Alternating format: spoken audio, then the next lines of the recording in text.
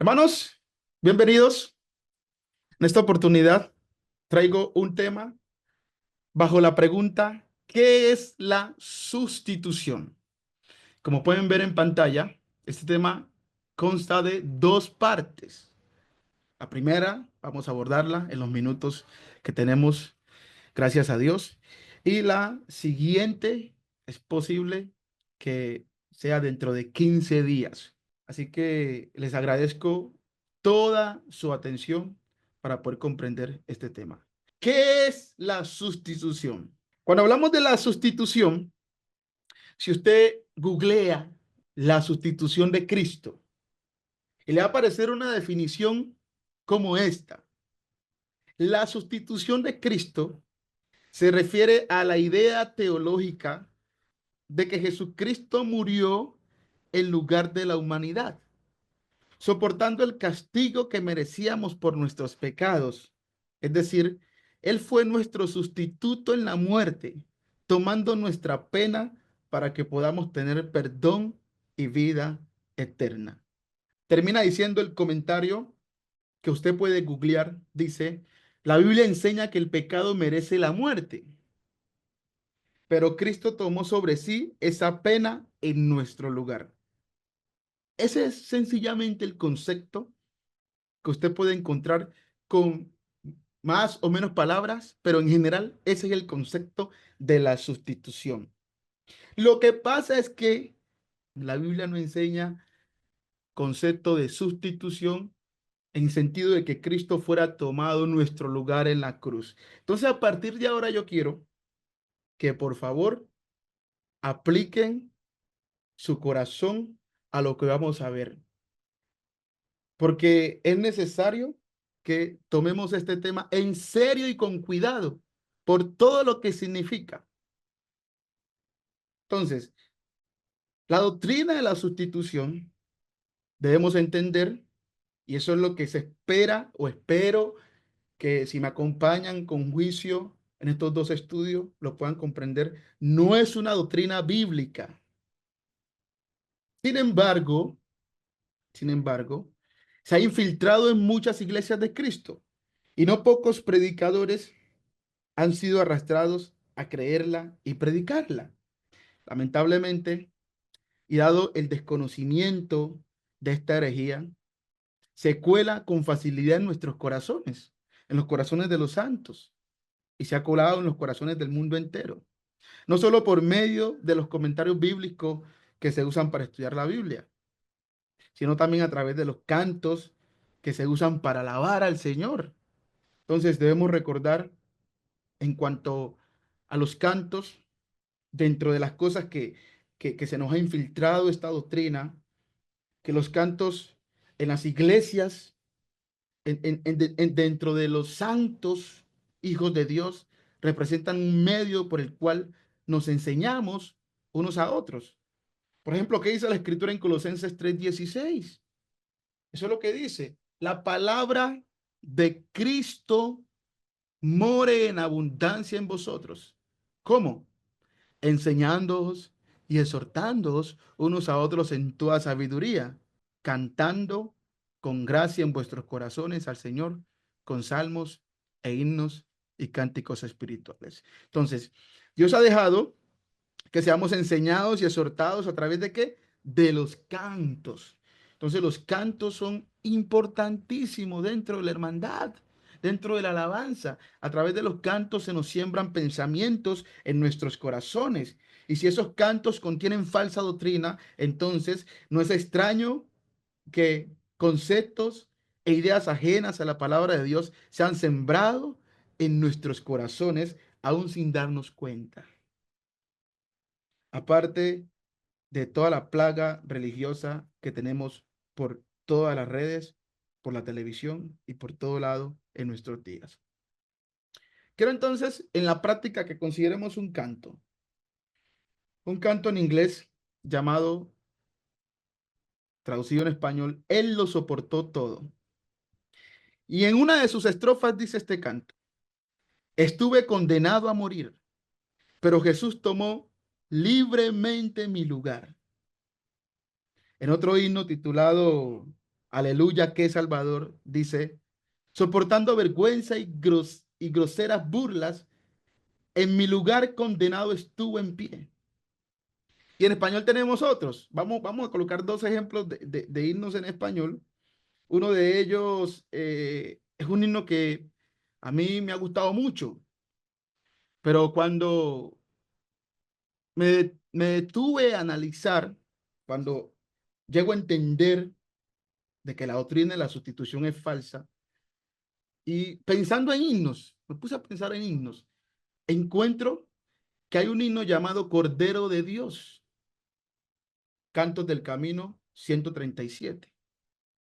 Y resulta, para mi sorpresa, que este himno enseña en una de sus estrofas la herejía de la sustitución.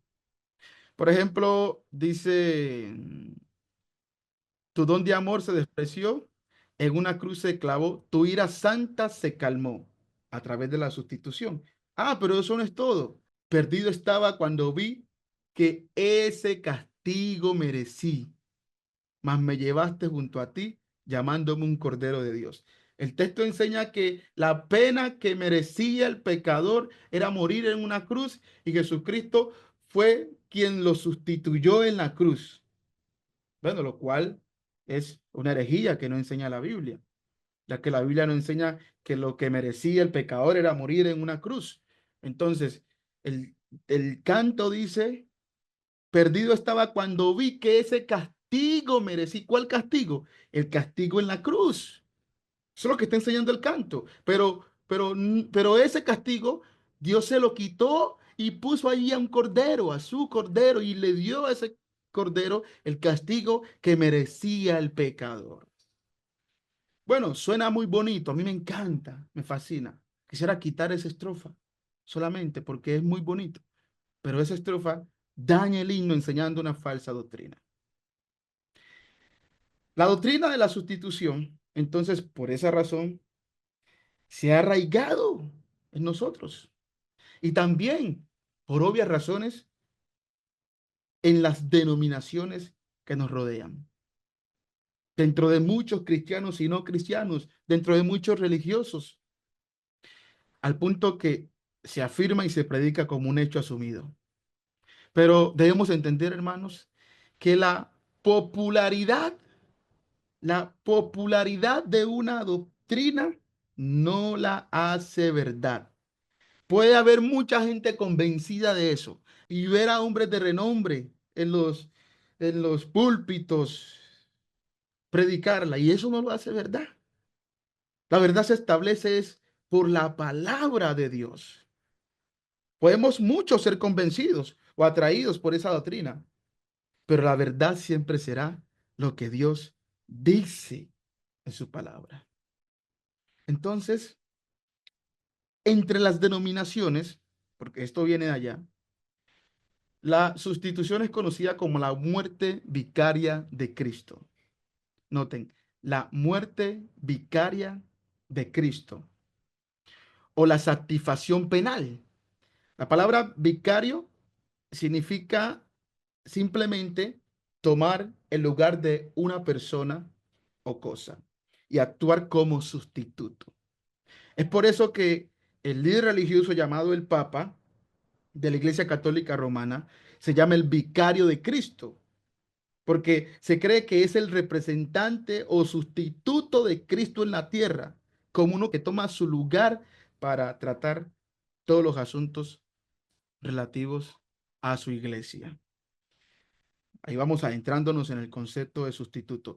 Eh, Les llamé y les llamo la atención a prestar atención porque la primera parte de este estudio vamos a exponer, lo que vamos es a exponer la doctrina de la sustitución. Ya al final vamos a considerar algunos textos bíblicos y en la segunda lección vamos a ver los textos más fuertes usados por los que enseñan la doctrina de la sustitución. Y es posible que a partir de esos textos muchos de nosotros hayamos sido también contaminados con esta doctrina. Quizás hasta aquí usted se esté arrancando los pelos de la cabeza diciendo, pero ¿cómo así, hermano? Que Él no murió en nuestro lugar, si Él tomó nuestro lugar en la cruz. Hermano, tenga paciencia. Tenga paciencia, lo único que yo le puedo decir. Tenga paciencia para que pueda encontrar la verdad.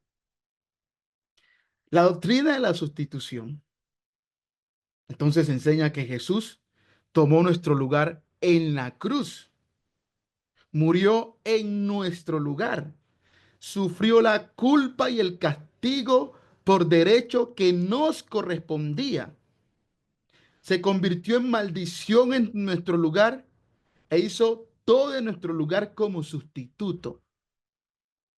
Pero detengámonos por un momento y pensemos con el conocimiento que tenemos de las escrituras. O sea, la mayoría de nosotros, los que estamos aquí, y espero que los que oirán este mensaje, son cristianos o personas que están de alguna manera en algo relacionado con la Biblia.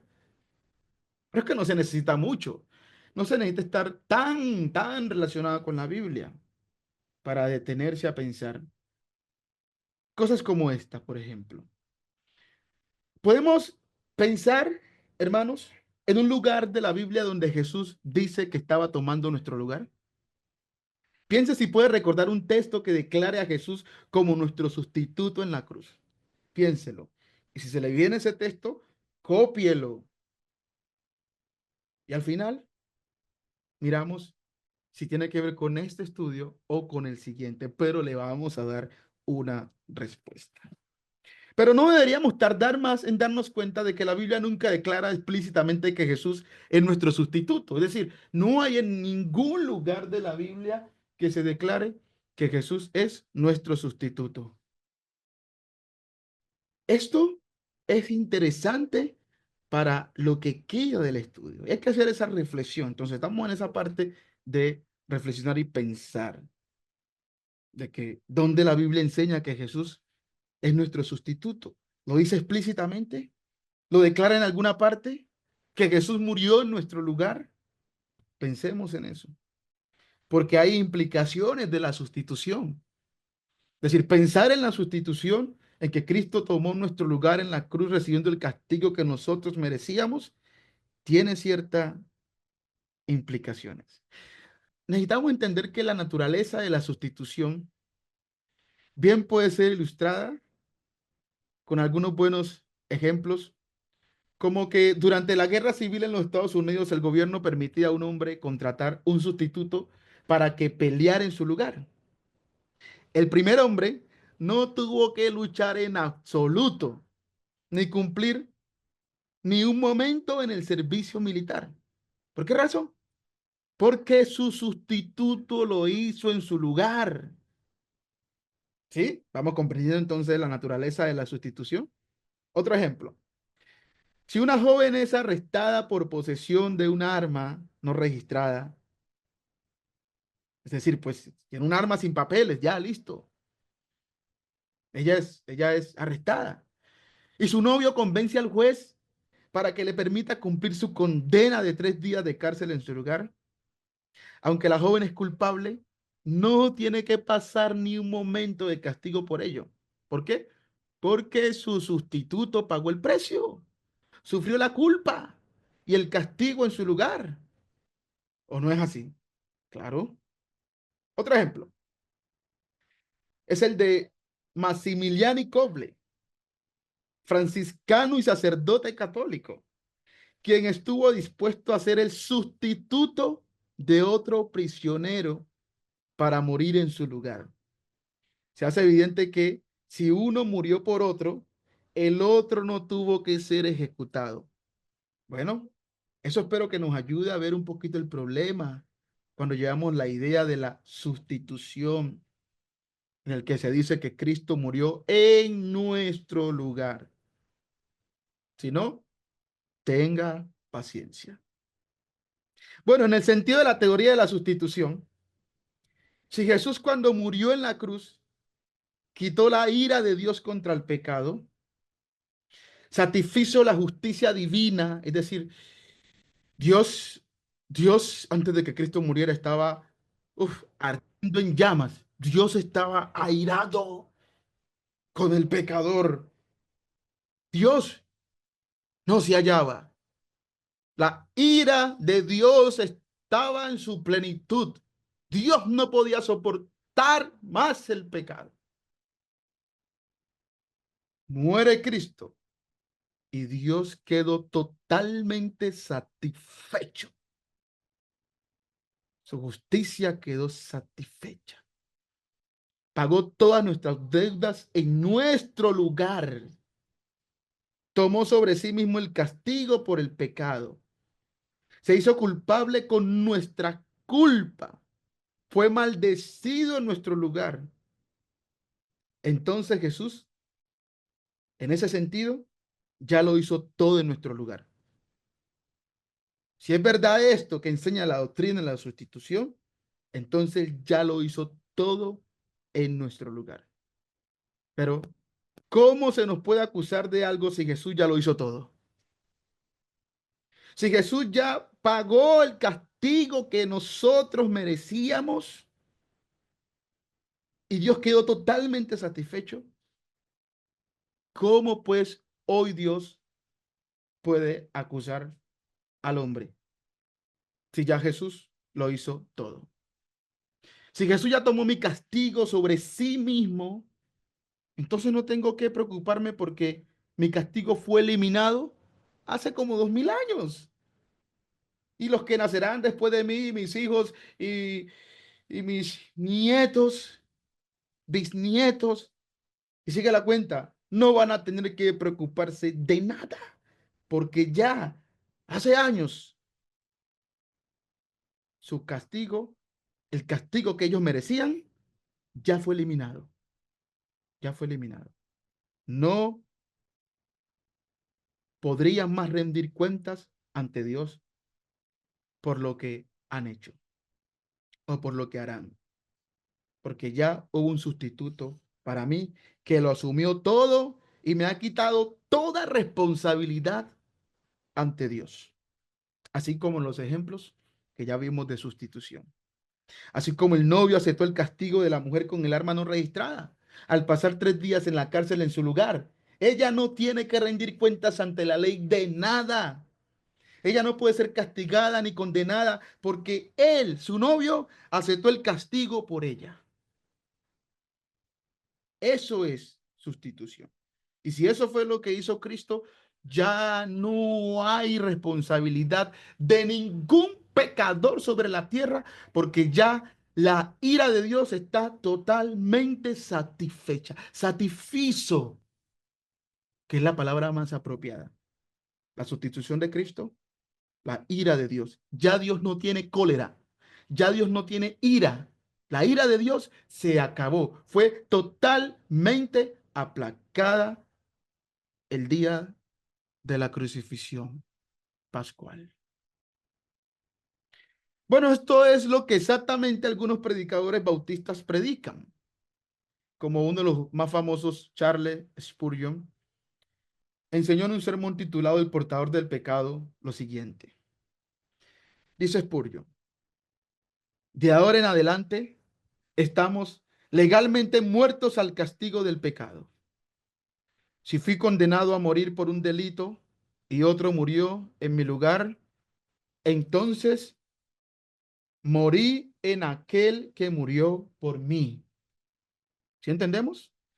Si fui condenado a morir por un delito y otro murió en mi lugar, entonces morí en aquel que murió por mí.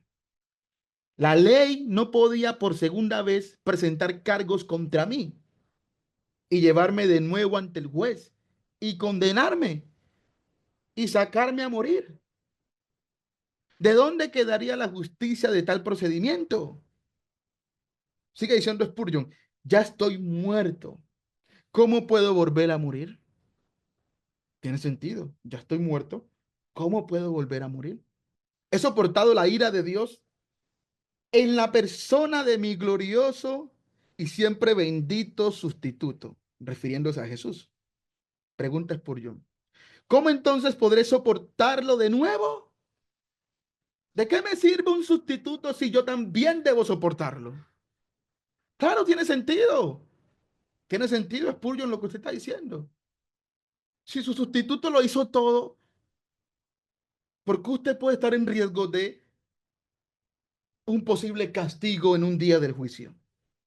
Si su sustituto ya pagó el castigo que usted merecía en su lugar, yo lo entiendo, pero sigue diciendo Spurgeon. Si Satanás se presenta ante Dios para presentar una acusación contra mí, la respuesta sería, este hombre está muerto. ¿Ya? ¿Por qué? ¿Y cómo? Aquí estoy comentando yo a Spurgeon. Está muerto a través de aquel que murió en su lugar, que es la expresión más exacta de la sustitución. La clave para entender la sustitución, esa doctrina es la expresión en lugar de, en lugar de.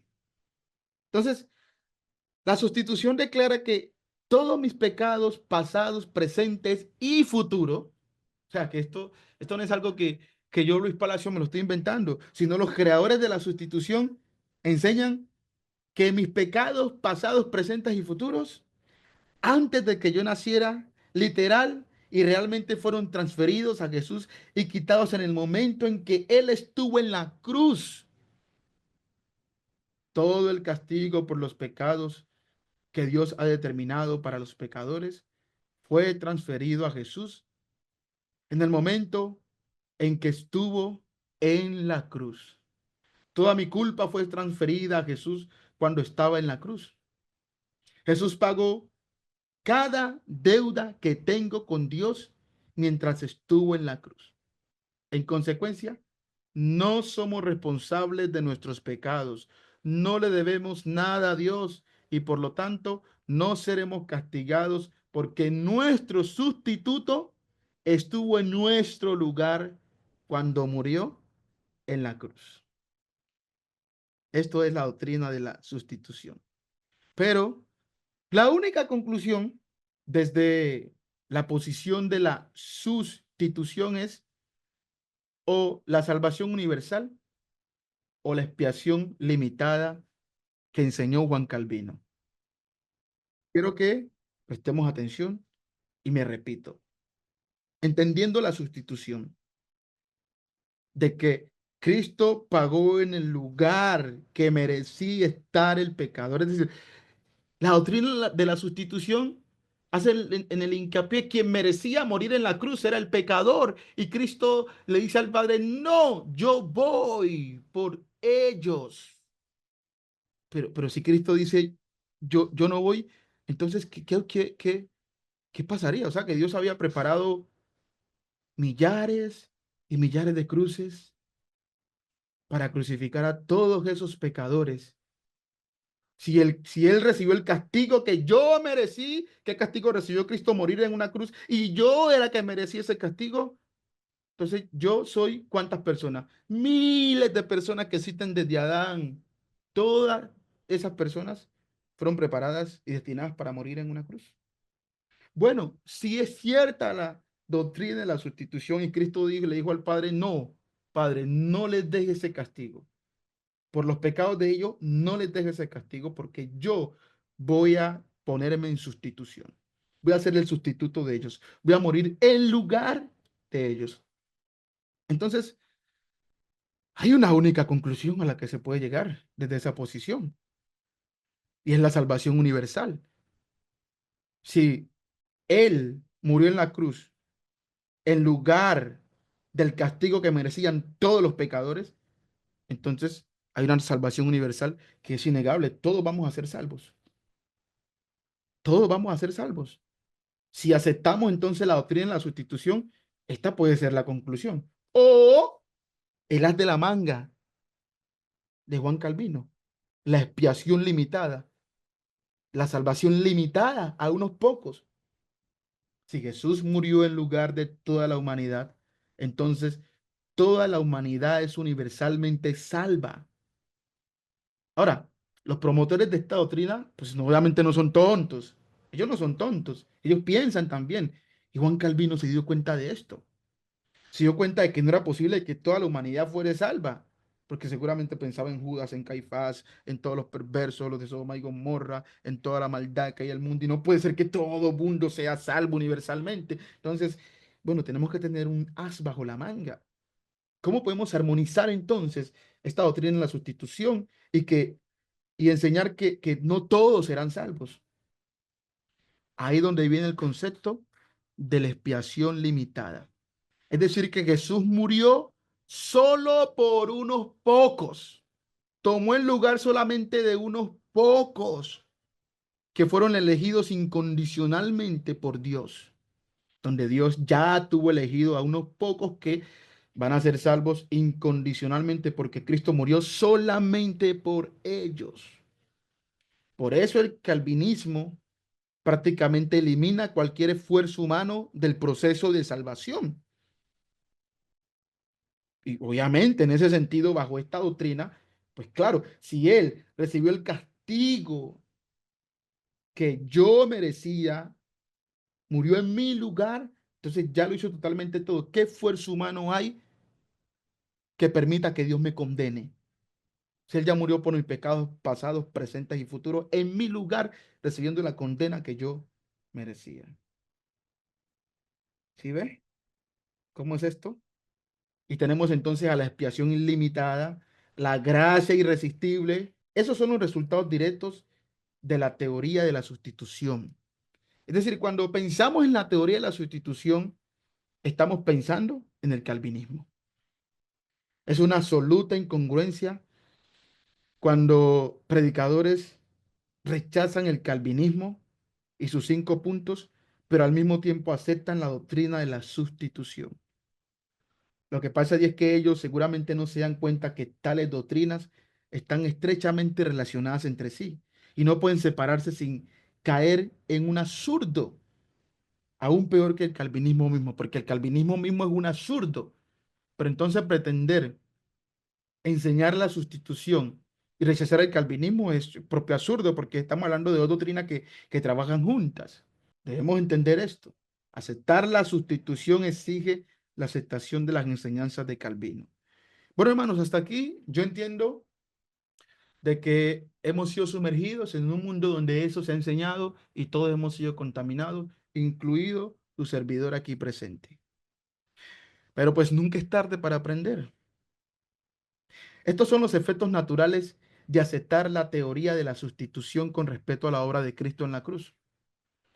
Probablemente no hayamos considerado por completo todo lo que se desprende de esta doctrina, sino que simplemente la aceptamos como una buena historia, porque suena bonito, en la que Jesús toma nuestro lugar y por lo tanto Dios pudo tratarnos misericordiosamente.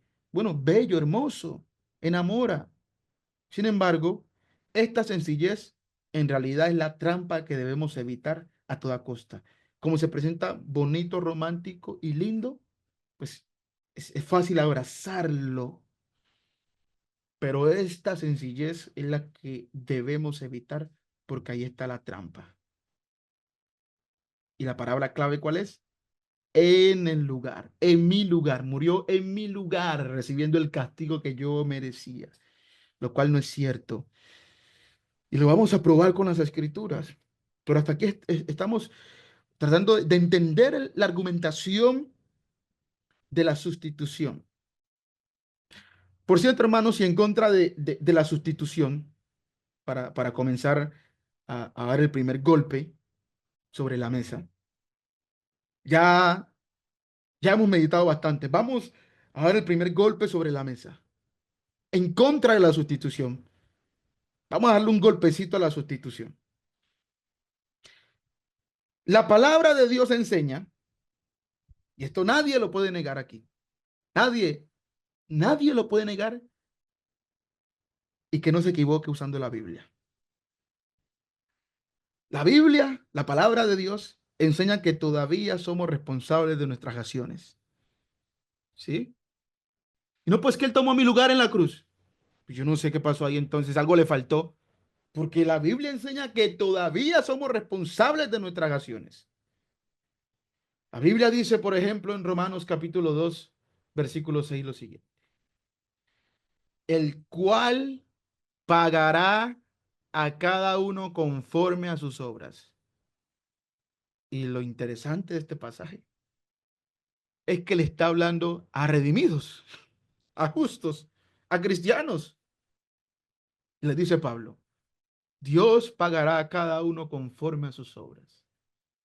Romanos capítulo 14, versículo 10, dice, pero tú, ¿por qué juzgas a tu hermano? O tú también, ¿por qué menosprecias a tu hermano? Porque todos, noten, compareceremos ante el tribunal de Cristo. Hombre, pero está hablando con creyentes. ¿Qué más cuenta tienen que rendir? Si ya su sustituto satisfizo la ira y la justicia de Dios. ¿Qué más? ¿Qué más? ¿Qué más tienen que hacer? Romanos 14:12 dice, de manera que cada uno, hablando a los cristianos, cada uno de nosotros dará a Dios cuenta de sí. Si los cristianos en Roma fueran creído la sustitución, le habían contraargumentado a Pablo esto que está diciendo aquí. Le habían dicho que Pablo está enseñando una herejía. Pablo está enseñando una herejía porque está enseñando que aún estamos en peligro de ser condenados por Dios, cuando ya nuestro sustituto hizo todo por nosotros en aquel madero, en lugar de nosotros. Aquí dimos el primer golpe, porque entonces las Sagradas Escrituras no enseñan esa idea de que Cristo sea nuestro sustituto, siendo así libres de dar cuentas de nuestros hechos. Sin embargo, todavía hay más problemas que la doctrina de la sustitución debe enfrentar. Hay muchos más problemas. Entonces, vamos a culminar este estudio dándole unos golpecitos a esta doctrina y que espero que esos golpecitos en realidad lleguen al corazón de nosotros si es que creíamos esta falsa enseñanza. Vamos a ver problemas de la sustitución, algunos problemas que se presentan. Porque dado que la sustitución es casi universalmente aceptada por todos, de hecho nosotros, eh, todos nosotros, o la mayoría de nosotros, no sé quién se pueda salvar, pero dudo que alguien, de manera natural, ha creído y pensado esto. Hemos buscado alguna información de Cristo por internet, en YouTube, y esto es lo que vamos a encontrar, porque esto es lo que esto es algo universalmente aceptado. Entonces, algo que, dado que la sustitución es aceptada globalmente, es importante que consideremos también hasta qué punto alguien podría argumentar que Jesús es nuestro sustituto. Es decir, ¿cuáles son los argumentos? ¿Hasta qué punto se podría argumentar eso? La teoría de la sustitución no solo se cae bajo el peso de las escrituras en lo que a la rendición de cuentas se refiere, como ya vimos. Ya vimos que en cuanto a rendición de cuentas, aún tenemos que rendir cuenta a Dios. Y si la sustitución enseña que en ese madero Cristo rindió todas las cuentas que nosotros merecíamos, entonces ya se cayó ese primer punto. Pero no solamente se cae la sustitución en ese punto, sino que también cae bajo el peso de sus propias implicaciones, de lo que se desprende de allí. Vamos a considerar lo siguiente, por ejemplo. Lo primero es que Jesús no tomó nuestro lugar en la muerte física. ¿Cómo murió Jesús? ¿Físicamente? Sí, murió físicamente. ¿Y tomó nuestro lugar en la muerte física? Recordemos el ejemplo que les dije que debían googlear. En Google nos dice claramente que el pecador merecía morir. En la mente, allí es muerte física. Pero Jesús no tomó nuestro lugar en la muerte física. Si está establecido por Dios que las personas deben morir físicamente. Es conocido por todos nosotros Hebreos capítulo 9 versículo 27. Y de la manera que está establecido para los hombres que mueran una sola vez y después de esto el juicio. La muerte es un tema que Dios ya lo estableció. Pero entonces, si la muerte era la condena que yo merecía, esta muerte física, y Cristo ya tomó mi lugar de esa muerte física en la cruz, ¿por qué la gente sigue muriendo? ¿Por qué seguimos muriendo? Por lo tanto, es evidente que Cristo no tomó nuestro lugar en la muerte física. La muerte física no era el castigo que la humanidad necesitaba pagar. No, porque si no, ya la muerte se habría acabado. pero recordemos que la muerte estará vigente todavía y sigue tocando la puerta de muchas personas la muerte física. Jesús tampoco tomó nuestro lugar en la muerte espiritual.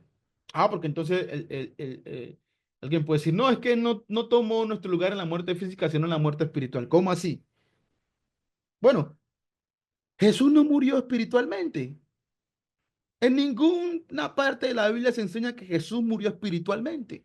Y para Jesús ser nuestro sustituto de la muerte espiritual, Él debía morir espiritualmente. Y en ningún lugar Él murió, ningún momento Él murió espiritualmente de su vida. Y menos en la cruz. En la cruz sí murió físicamente, pero no murió en lugar de nuestra muerte física, porque seguimos muriendo. Murió físicamente, pero no para tomar nuestro lugar en la muerte espiritual. Él no pudo haber tomado ese lugar por nosotros. Algunos han tratado de enseñar que Jesús murió espiritualmente en la cruz, explicando las 3 horas de oscuridad y la declaración de Jesús cuando dijo, Dios mío, ¿por qué me has desamparado? Mateo capítulo 27, versículo 46. Cerca de la hora novena, Jesús clamó a gran voz diciendo, Elí, Elí, lama sabactani. Esto es, Dios mío, ¿por qué me has desamparado? Y algunos creen pues que en este momento Jesús había muerto espiritualmente. O sea, una locura, total disparate pensar que el santo, el cordero sin mancha y sin contaminación, tuvo un momento en el cual murió espiritualmente. La Biblia nunca atribuye la oscuridad a que Jesús estuviera separado espiritualmente de Dios, ni la expresión, Dios mío, ¿por qué me has desamparado? De hecho, viene de la profecía de David. Salmos 22, capítulo 22, versículo 1 dice, Dios mío, ¿por qué me has desamparado? ¿Cómo se sintió David? Mas Dios nunca lo abandonó. Y eso mismo declaró Jesús.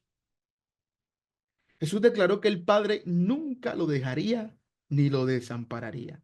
Y eso fue así. Y en ningún momento de su tortura el Padre lo abandonó. Juan capítulo 8, versículo 28. Les dijo pues Jesús, cuando hayáis levantado al Hijo del Hombre, es decir, pues cuando lo hubiesen crucificado, levantado en la cruz, entonces conoceréis que yo soy, y noten, y que nada hago por mí mismo. El hecho de morir en la cruz, de ser levantado, eso no lo iba a hacer por sí mismo. Era algo del Padre, ¿ya?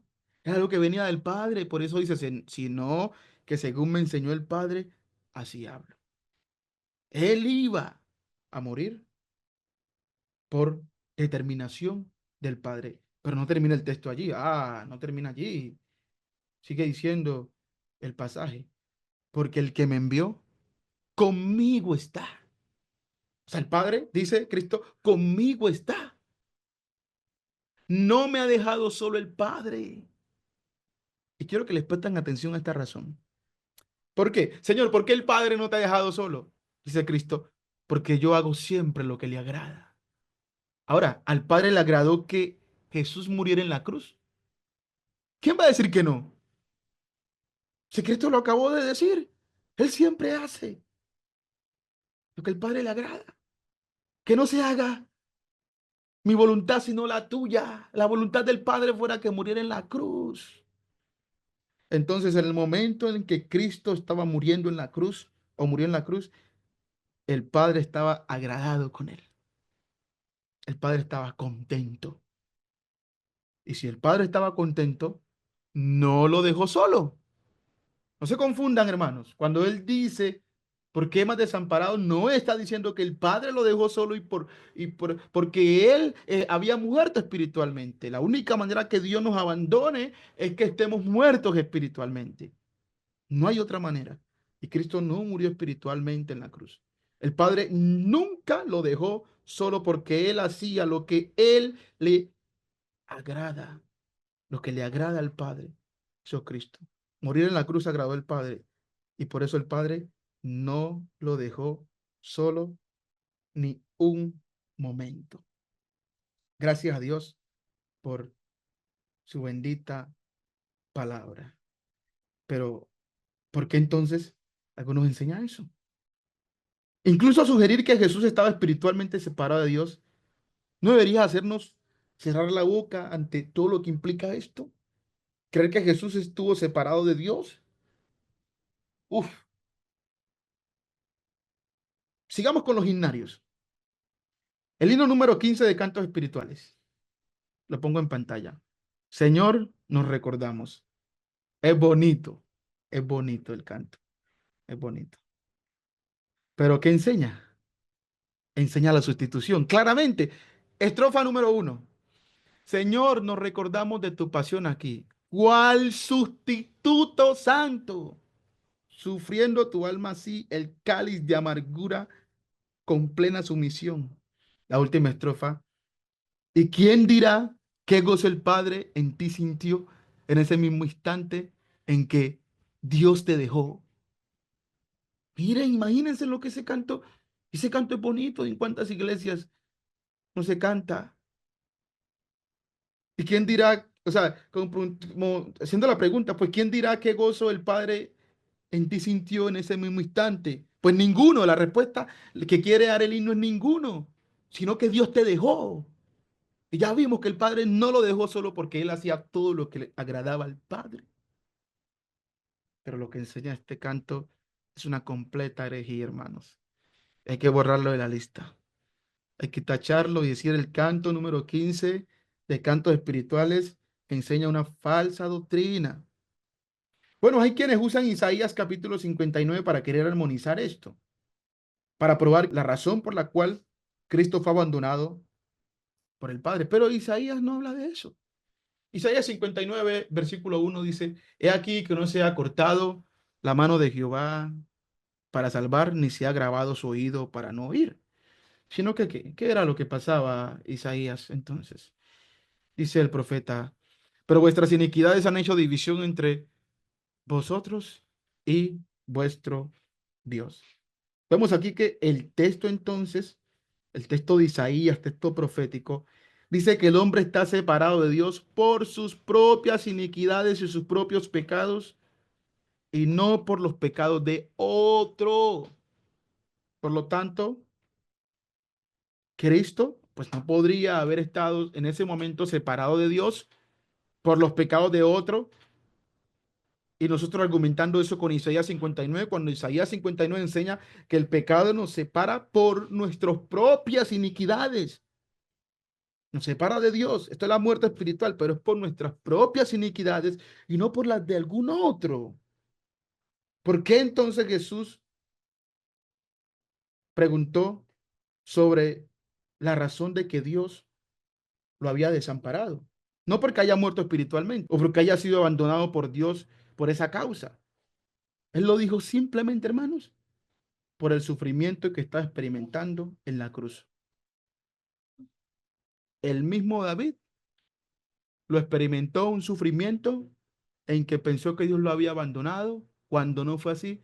Eso mismo Cristo experimentó. Y en el contexto del Salmo 22, aprendemos lo siguiente. El versículo 1 del Salmos 22, Dios mío, ¿por qué me has desamparado? ¿Por qué estás tan lejos de mi salvación y de las palabras de mi clamor? Esto afirmó David y todo el Salmo sigue hablando de sufrimiento y que relacionamos con lo que le pasó a Cristo, pero en el versículo 24 dice lo siguiente, hermanos. Fíjense lo que dice en el versículo 24. Porque no menospreció ni abominó la aflicción del afligido, hablando de Dios. No abominó eso. Y si lo comparamos con Cristo, no lo abominó ni lo despreció en la cruz. Porque es que no estaba haciendo algo desagradable para él, sino al contrario, lo que a él le agradaba. Y dice el pasaje, ni de él escondió su rostro. Fíjense, ni de él escondió su rostro. Dios pues no escondió nunca su rostro de su Hijo. sino que cuando clamó a él, le oyó. Entonces, ¿por qué razón, pues, se enseña estas teorías? ¿Por qué razón? Bueno, porque el hombre simplemente ha pervertido la palabra del Señor.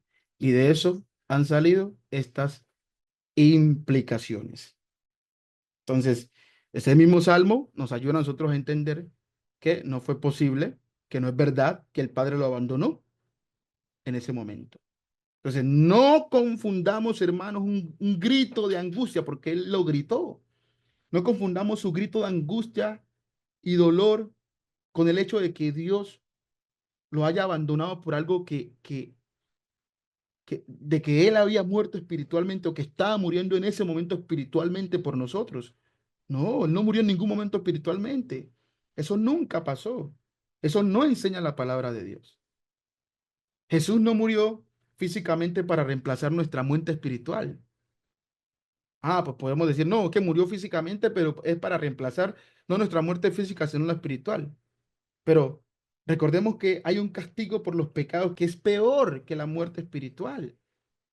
El libro de Hebreos dice en Hebreos capítulo 10, versículo 26, porque si pecaremos voluntariamente después de haber recibido el conocimiento de la verdad, ya no queda más sacrificio por los pecados.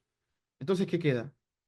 Bueno, sigue diciendo el pasaje, sino una horrenda expectación de juicio y del borde de fuego que ha de devorar a los adversarios. El que viola la ley de Moisés por el testimonio de dos o tres testigos muere irremisiblemente. Aquí está. Hay un castigo mayor para los pecados, sí.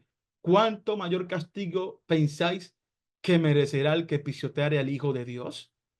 Verso siguiente. Pues conocemos al que dijo, mí es la venganza, yo daré el pago, dice el Señor, y otra vez el Señor juzgará a su pueblo. Verso 31. Horrenda cosa es caer en manos del Dios vivo. Una muerte física no puede reemplazar la muerte eterna y espiritual. Su muerte física no puede ser un sustituto de nuestra muerte espiritual. Jesús no tomó nuestro lugar en la cruz. Así es sencillo. ¿Cómo pudo Jesús haber tomado nuestro lugar en la cruz por los pecados cuando en primer lugar ninguno de nosotros había sido programado para morir en una cruz? ¿Quién de ustedes fue programado para morir en una cruz? ¿En qué libro podemos aprender eso? ¿Dónde Dios nos ha enseñado que nosotros estamos programados a morir en una cruz? Que Jesús sea nuestro sustituto en la cruz significa que se suponía que yo debía estar en la cruz, pero la Biblia no enseña que el hombre debía estar en la cruz. Eso es un mito, una fábula que hemos aceptado, bueno, pero es tiempo de que la rechacemos. Jesús no tomó nuestro lugar en el sufrimiento por la justicia. El sufrimiento que él padeció no lo merecíamos nosotros. En ningún momento la Biblia nos enseña que nosotros merecíamos sufrir eso que él sufrió. No. O sea, si han habido cristianos que han sufrido más angustia física, dolor y tortura que lo que sufrió Jesús. Si Jesús tomó su lugar en el sufrimiento, ¿por qué sufrieron los apóstoles? ¿Por qué sufren los cristianos? ¿Por qué Jesús le dijo a Santiago y a Juan que deberían beber la copa que él estaba a punto de beber, es decir, pues la cruz? Así les dijo. Marcos capítulo 10, versículo 38 dice, entonces Jesús les dijo, no sabéis lo que pedís. Cuando les pidieron pues de sentarse a la derecha y a la izquierda. ¿Podéis beber? Les pregunta Cristo a estos apóstoles. ¿Podéis beber del vaso que yo bebo? ¿O ser bautizado con el bautismo con que yo soy bautizado? Siguiente pasaje. Ellos dijeron, podemos. Y Jesús no les negó eso. Jesús les dijo, a la verdad del vaso que yo bebo, beberéis. Y con el bautismo con que yo soy bautizado, seréis bautizados. ¿Lo ven? ¿Con qué bautismo? Ya ellos habían sido bautizados. No se trata del bautismo en agua ni el bautismo en el Espíritu Santo. Este es el bautismo y la copa del sufrimiento que él iba a experimentar. De esa copa que dijo, Padre, si es posible, pase de mí esta copa, esa copa de sufrimiento. Y le dice Cristo, ustedes también la van a beber. ¿Cómo así? Pero no que vas a ocupar nuestro lugar. ¿Y cómo que nosotros también la vamos a beber? No tiene sentido. Pero ahí está la evidencia de la falsedad de la doctrina de la sustitución. Jesús no tomó nuestro lugar en el sufrimiento. Vemos cómo sufrieron todos los apóstoles y tuvieron que morir. sufriendo, valga la redundancia. Jesús no tomó nuestro lugar en el castigo por los pecados. La pena por los pecados, hermanos, y este punto es clave que lo entendamos, es la muerte eterna. Es decir, la separación eterna de Dios y el envío al tormento eterno de los pecadores. Esa es la pena por los pecados. La pena por los pecados no fue morir en la cruz. En ninguna parte de la Biblia dice que el pecador merecía morir en la cruz. No, el pecador merece, que lo digo en tiempo presente, morir espiritualmente, eternamente, si no se arrepiente. Romanos capítulo 6 versículo 23 dice, porque la paga del pecado es, ahí está, muerte. Este sería el texto clave para que Pablo enseñara la sustitución. Pablo dijera, la paga del pecado era morir en la cruz. No, la paga del pecado es muerte. ¿Cuál muerte? La muerte eterna, como dice allí. La dádiva de Dios es vida eterna. Vida eterna se compara con muerte eterna. La paga del pecado es muerte eterna. ¿Cuál muerte eterna? La que habla Apocalipsis. Dice Apocalipsis capítulo 21, versículo 8. Pero los cobardes e incrédulos, los abominables y homicidas, los fornicarios y hechiceros, los idólatras y todos los mentirosos, ¿qué pasará con ellos? Tendrán su parte en el lago que arde con fuego y azufre, que es la muerte segunda. Este es el castigo que los pecadores merecen. Yo no puedo decir, no, es que yo merecía morir en una cruz. Yo merecía estar en tu lugar, Señor. No, la Biblia no enseña eso. Yo tengo que decir, Señor, yo merezco la muerte. Yo merecía la muerte eterna, pero ahora he recibido tu gracia. Pero quien no debe decir, no, yo merezco la muerte eterna. No, yo merezco la cruz. No, nadie merece la cruz. En ningún lugar la Biblia dice que el pecador merece la cruz. No merecemos la cruz. El pecador merece la condenación eterna. Ese es el castigo por los pecados. No morir en una cruz. Y Jesús no experimentó ninguna de estas cosas. Jesús no tuvo que ir a ser atormentado en el infierno eterno por nosotros. Y por lo tanto, no tomó nuestro lugar para el castigo. Porque si él fuera tomado nuestro lugar para el castigo, tendría que haber ido allá a sufrir todo lo que representa morir, allá en esa muerte segunda, de ese fuego y azufre. Y punto final de estos problemas de la sustitución, Jesús no eliminó la ira de Dios contra el pecado. La ira de Dios todavía está vigente contra todos los pecadores. Ah, pero la sustitución enseña que en el momento en que Cristo muere en la cruz, se satisfizo la justicia divina. La ira de Dios se aplacó. Por la Biblia nos enseña eso. Romanos capítulo 1, versículo 18 dice claramente. Porque, ¿qué cosa? ¿No dice la bondad de Dios? La ira de Dios se revela. No dice se revelaba como algo que ya se cumplió y ahora ya Dios ya no se aira más, ya no está airado más Dios. No, la ira de Dios se revela a tiempo presente desde el cielo contra toda impiedad e injusticia de los hombres que detienen con injusticia la verdad. Pero ya no pues el sustituto murió en lugar de todos los que hacen impiedad y la ira de Dios se aplacó. Entonces Pablo, al fin, ¿qué? ¿Te estás contradiciendo o qué? ¿Qué hacemos? Pablo nos dice por el Espíritu Santo es que hemos creído una falsa doctrina de la sustitución, porque la ira de Dios sigue vigente contra todos los pecadores. Sigue vigente. Romanos capítulo 2 versículo 5 dice la palabra del Señor, pero por tu dureza y por tu corazón no arrepentido, atesoras para ti mismo ira para el día de la ira y de la revelación del justo juicio de Dios. Efesios capítulo 5 versículo 6 dice, nadie os engañe con palabras vanas, porque por estas cosas viene la ira de Dios sobre los hijos de desobediencia. Pero no pues que ya tu ira fue aplacada hace 2000 años cuando Cristo murió en la cruz. Al fin que Dios, ¿qué pasa contigo, Dios? ¿Se aplacó o no tu ira? Bueno, si la muerte de Jesús en la cruz apaciguó y quitó la ira de Dios contra el pecado, entonces la naturaleza misma de Dios fue cambiada. Dios ya cambió. Ya Dios no tiene por qué airarse. Esperaríamos que Dios ya no tuviera tal ira y no castigara a nadie por los pecados, pero tal idea es contraria a lo que tenemos enfrente. ¿Qué tenemos enfrente? La palabra del Señor. En conclusión, hermanos, sobre la doctrina de la sustitución, existen serios problemas, pues es una doctrina contraria a la palabra de Dios y una que mal representa los propósitos verdaderos de la muerte expiatoria de Cristo. Y si nosotros hemos recibido esta doctrina, sea consciente o inconscientemente, espero que ahora pensemos seriamente en abandonarla. Segunda Timoteo 2:15. Procura con diligencia presentarte a Dios aprobado, como obrero que no tiene que avergonzarse, que usa bien la palabra de verdad. Pero la doctrina de la sustitución lleva al hombre a usar mal la palabra de verdad. Por tanto, ningún hombre que enseñe la doctrina de la sustitución podrá presentarse aprobado ante Dios como un obrero que no tiene de qué avergonzarse. Esto fue la doctrina de la sustitución.